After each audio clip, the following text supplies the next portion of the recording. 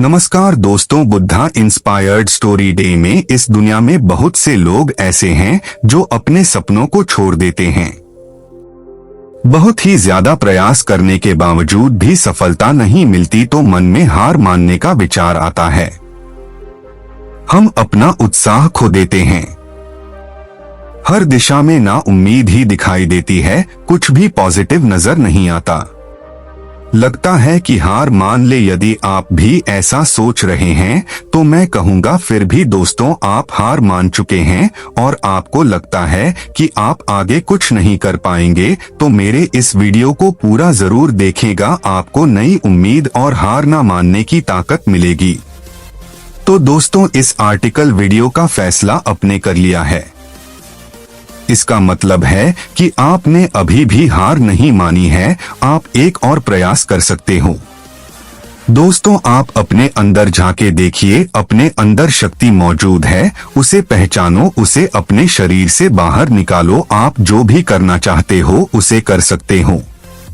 एक विजेता बनना कोई मुश्किल काम नहीं है। हर व्यक्ति एक विजेता है। आपके अंदर एक विजेता है। उस विजेता का कहना है कि नेवर गिव अप।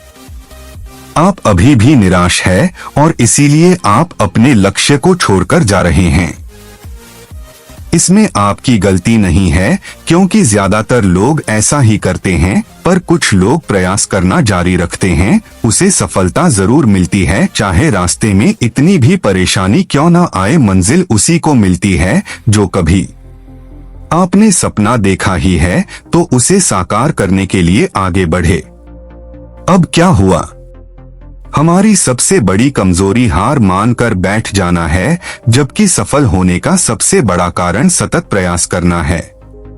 आपके इरादे बुलंद होने चाहिए, तब तक हार मत मानो जब तक लक्ष्य प्राप्त ना हो जाए। इसीलिए असफलता को इग्नोर करो, अपने काम में लगे रहो। डरना नहीं है, बल्कि लड़ना है। अपने इरादे इतनी मजबूत रखो कि हार मानने का विचार ही ना आए।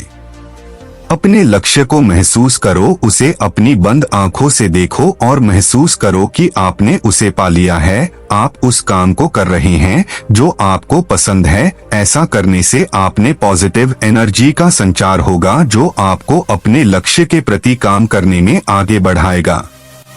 आइए इस बात को छोटी सी कहानी से समझते हैं। एक गांव था, उसमें एक आश्रम था। आश्रम में एक आचार्य और उनके 3 शिष्य थे। आचार्य ने उन शिष्य से पूछा कि उन पहाड़ी के पीछे क्या है, वह देखकर आना है।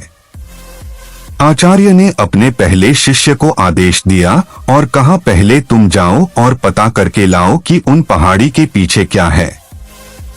शिष्य ने अपने आचार्य का बात मानकर उन पहाड़ी के पीछे क्या है वह खोजने आगे चल पड़ा। रास्ते में कई सारी मुश्किलों का सामना करके वह आधे रास्ते तक पहुंचा। बाद में उसके मन में नेगेटिव विचार आने लगे और वह पीछे मुड़ने का फैसला कर लेता है। वह शीशा वापस अपने आश्रम चल पड़ता है। आश्रम लौटने के बाद वह आश्चर्य से कहता है कि मैं आधे रास्ते से ही लौट आया। फिर आचार्य ने दूसरे शिष्य को आदेश दिया कि तुम उस पहाड़ी के पीछे क्या है वह खोज के ला।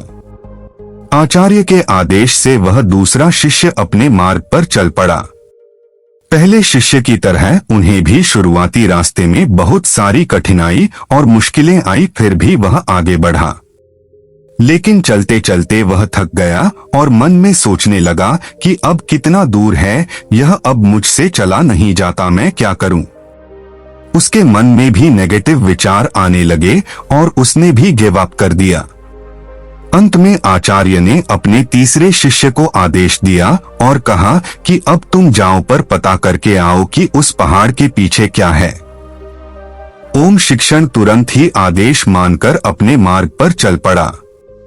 मार्ग में आने वाली बाधा और मुश्किलों के बाद भी वह आगे बढ़ता रहा। वह चलते चलते थक भी जाता, फिर भी वह आगे बढ़ता रहा। जब भी वह थक जाए तो थोड़ा आराम कर लेता। वह सोचता कि अब थोड़ा ही दूर है, मुझे हार नहीं मानना है, मुझे बस चलते रहना है। ऐसे सकारात्मक सोच के साथ वह आगे बढ़ता रहा और उसे वह पहाड़ दिख गया। वह पहाड़ इतना बड़ा था कि वह आसानी से उस पर चढ़ ही नहीं सकता था, फिर भी उसने हार नहीं मानी और वह पहाड़ चढ़ गया। और उसने पहाड़ के पीछे जो नजारा देखा वह देखकर वह मंत्रमुग्ध हो गया। वह वापस अपने आश्रम की ओर चल पड़ा। दोस्तों, क्या आप वही गलती तो नहीं कर रहे हैं जो पहले 2 शिष्य ने की थी? बहुत से लोग हैं जिन्होंने सफलता के इतने करीब होने पर हार मान ली। क्या आप भी तो ऐसा नहीं कर रहे हैं ना?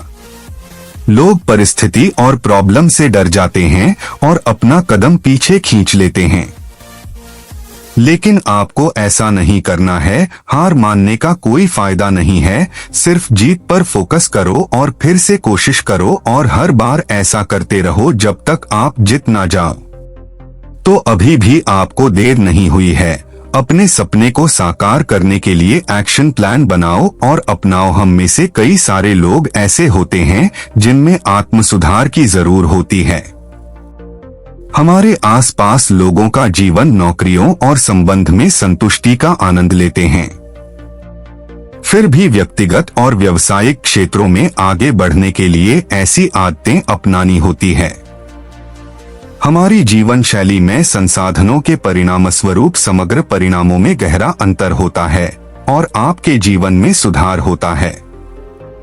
अपने जीवन में आगे बढ़ने के लिए और व्यक्तिगत विकास के लिए लक्ष्यों और समय प्रबंधन तकनीकों के बारे में अधिक जानना हमारे लिए फायदेमंद होता है। हम आपको व्यक्तिगत विकास और आगे बढ़ने के लिए ऐसी कौन सी आदतें हैं जो आपके व्यक्तिगत विकास के नेक्स्ट लेवल तक पहुंचा देगी, तो आइए जानते हैं इसके बारे में। आदतों की शक्ति। एक आम आदमी के लिए नई आदत बनाने चुनौतीपूर्ण हो सकता है। हालांकि हमें इसके लिए खुद को दोष नहीं देना चाहिए। हमारा दिमाग पहले से ही उन आदतों पर काम करता है जो हम नहीं हैं अभी तक किया है। हमारा दिमाग उन व्यवहार में मजबूत होने का तार हो जाते हैं जिसका हम उपयोग करते हैं और हम जिस वस्तु या काम से परिचित होते हैं। लेकिन हम इस चुनौती पर काबू पाने के लिए एक सरल लेकिन प्रभावी तकनीक का उपयोग कर सकते हैं जिससे हम हैबिट स्टैकिंग कहा जाता है। हैबिट हम वस्तु को याद रखने और हमारे चालू व्यवहार या चालू आदतें को बदलने के लिए साथ ही नई आदत को जोड़ने के लिए क्या करे हो शामिल होता है। दोस्तों, पहला आदत। सफल लोग अपने इरादे के साथ अपने काम का और लक्ष्यों की योजना बनाते हैं। वे अपने लक्ष्य को एक डायरी के नोट करते हैं और उसे पूरा करते हैं और अपने उद्देश्य को पूरा करने के लिए रोड मैप के लिए कैलेंडर का उपयोग करते हैं। अपनी प्रत्येक कार्य के लिए इसे अपने कैलेंडर में शेड्यूल करें। अपनी टू डू लिस्ट में हम दिन भर के कार्य को लिख सकते हैं और उसमें हम उदाहरण के लिए सुबह कितने बजे उठना है, व्यायाम कब करना है, कितने बजे खाना खाना है, बुक्स कब पढ़ना है, अपने अर्जेंट कार्य को कब पूरा करना है, ये सब बातें शामिल होती हैं। अपने कार्य को निर्धारित करना एक सहायक स्व सुधार की आदत बन सकती है जो आपको अपने सप्ताह का पूरा दृष्टिकोण प्राप्त करने में सहायक होती है।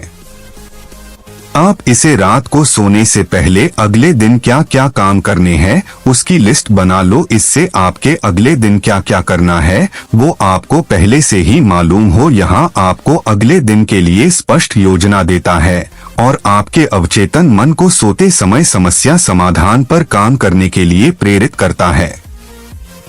दोस्तों, दूसरा आदत।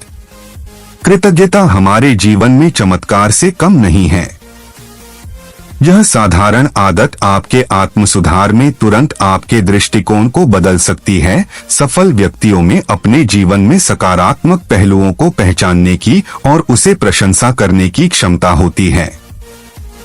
हाँ, जिस चीज के लिए आभारी हैं, उस पर ध्यान केंद्रित करने से हमें जो कुछ भी मिला है उसके लिए प्रशंसा विकसित करने और धन्यवाद महसूस करने में मदद मिलती है। यह हमें तुरंत खुशी का अनुभव कराता है। इसे अपने जीवन में आसानी से उतार सकते हैं।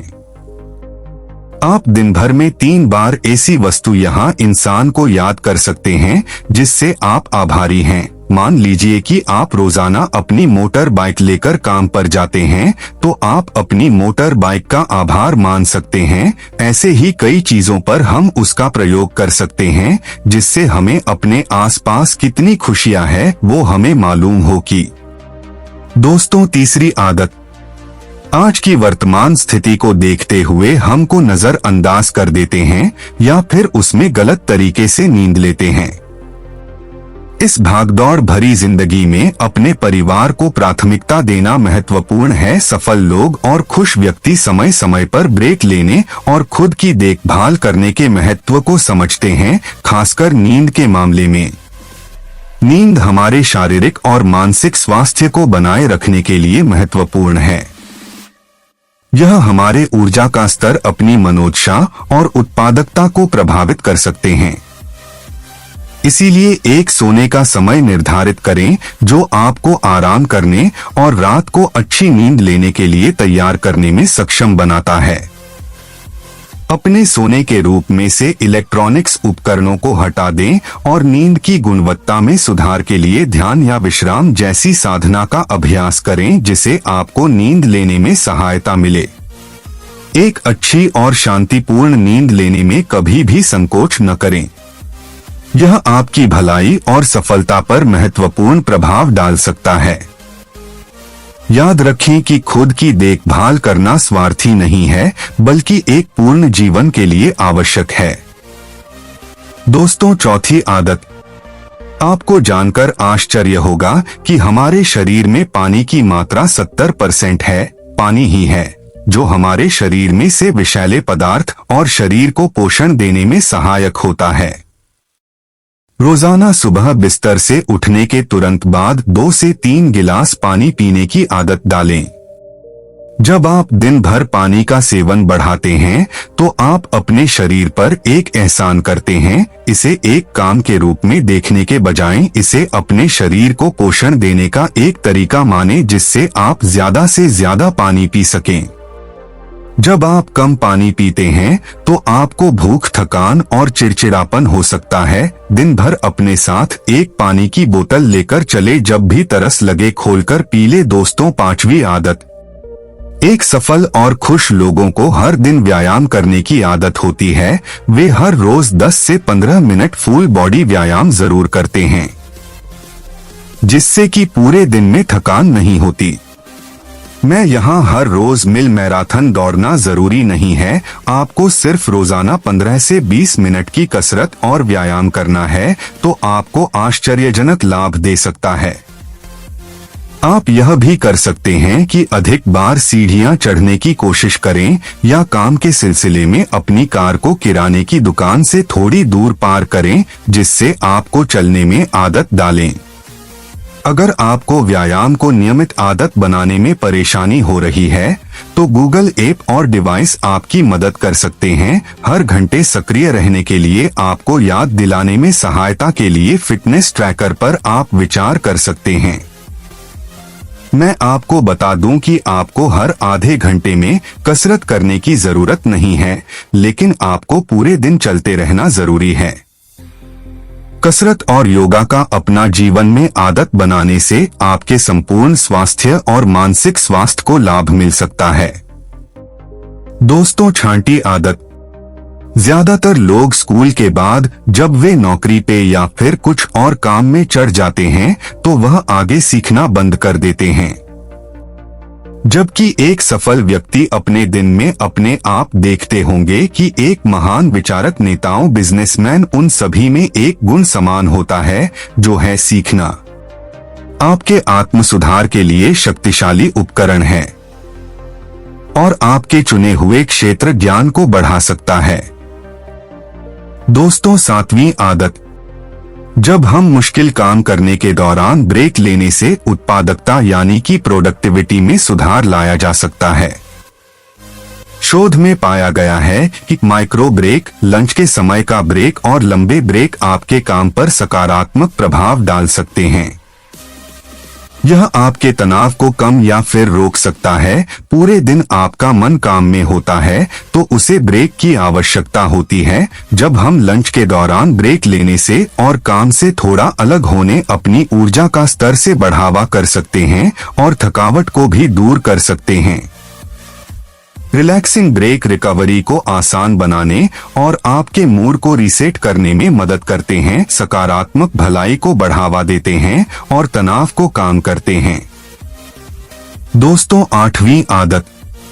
शोध के अनुसार दैनिक पत्रकारिता तनाव, अवसाद और चिंता के नकारात्मक प्रभाव को प्रतिकार कर सकती है। अपने विचारों को कागज पर उतारना हमें जीवन की एक घटना को समझने के लिए प्रोत्साहित करके चिंता और तनाव को प्रबंधित करने में मदद कर सकता है। दोस्तों, 9वीं आदत। माइंडफुलनेस सदियों से एक पारंपरिक अभ्यास रहा है और मानसिक स्पष्टता और आंतरिक शांति के लिए तेजी से लोकप्रिय हो रहा है। माइंडफुलनेस का अभ्यास जागरूकता बढ़ाने के लिए दैनिक क्रिया का एक संग्रह है। माइंडफुलनेस आदतों में हमें हमारी गतिविधियों में, जैसे कि गहरी सांसें लेना चयन करना, चलते समय पूरा फोकस के साथ चलने, खाते समय पूरे फोकस के साथ खाना, इन आदतों से हमें अपने मन में जागरूकता बढ़ती है और हम पूरा ध्यान अपने काम पर लगाते हैं। माइंडफुलनेस का अर्थ है वर्तमान पर ध्यान केंद्रित करना। जिसका काम को हम वर्तमान में कर रहे हैं, बस उसी काम में 100% फोकस के साथ काम करना, यही माइंडफुलनेस प्रैक्टिस है।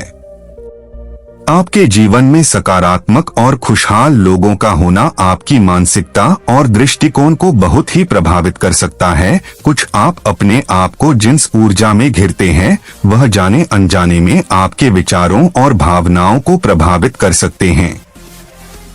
नकारात्मक लोग आपको नीचे गिरा सकते हैं, उसी तरह सकारात्मक लोग आपको ऊपर भी उठा सकते हैं। यह आप पर निर्भर करता है कि आप किसे चुनते हैं।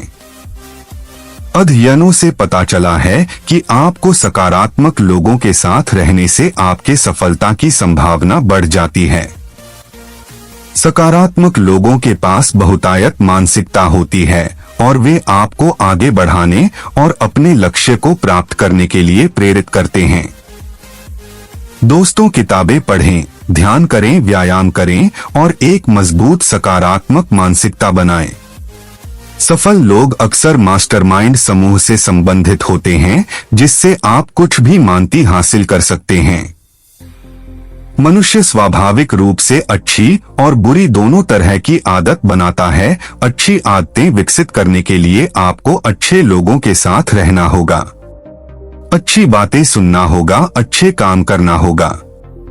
अपने जीवन की चुनौतियों पर हम काबू पा सकते हैं। हमें जो भी मुश्किलों का सामना करना पड़ता है, हम उसे आसानी से हरा सकते हैं। हमें बस सकारात्मक सोचने की जरूरत है। अलग अलग लोग परिस्थिति को अलग तरीके से हैंडल करते हैं। कुछ अपनी स्थिति को स्वीकार करते हैं, जबकि अन्य इसे सुधारने के लिए एक्शन लेते हैं। अपने जीवन की जिम्मेदारी लेने का अर्थ यह समझना है कि भाग्य आपके विकल्पों से आकार लेता है। व्यक्तिगत विकास में आने वाली बाधाओं पर ध्यान देना एक महत्वपूर्ण कदम है, जिससे आप उसमें सुधार कर सकते हैं। हमने ऊपर बताए सभी व्यक्तिगत विकास की दर आदतों को बारीकी से बात की और आपको समझ में आया होगा कि 10 आदतों में आपको कौन सी आदत सबसे अच्छी लगी। कमेंट करके बताइएगा। आपको यह वीडियो अच्छी लगी तो कृपा करके इस वीडियो को अपने दोस्त और परिवार के साथ जरूर शेयर कीजिएगा और चैनल पर नए हैं तो चैनल को सब्सक्राइब करके बेल आइकन प्रेस करना।